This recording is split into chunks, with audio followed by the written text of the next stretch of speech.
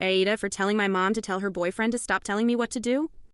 I, 20F, have been starting to get really annoyed by my mom's new boyfriend. At first he was cool, but now I feel as though he is overstepping. My parents got divorced only a year and a half ago, and my mom and her boyfriend have been together for roughly 6 months now. Of course I am happy that she found someone new, but his actions are bothering me.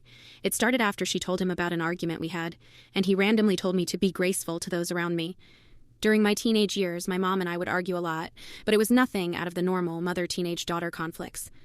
I'll admit, I do still have a bit of resentment towards her for some of the things that she has done, said, but I'm working on it with therapy.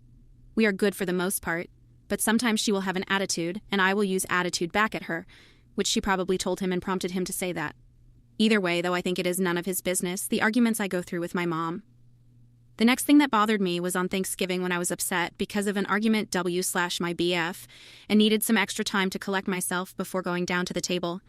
My mom called me over the phone to come, and I didn't go immediately, but I said, "Give me a few more minutes."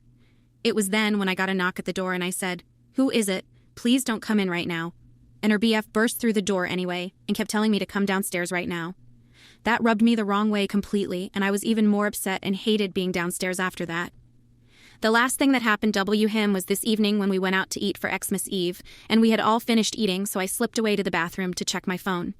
My BF was asking me about something important, so I continued replying when I got back to the table.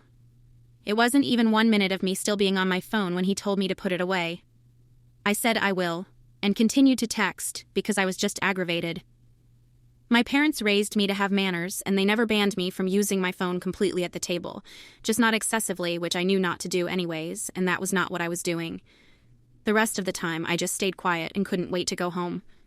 When I got home, I told her to tell him to stop telling me what to do, to which she replied, "You tell him," and she seemed mad.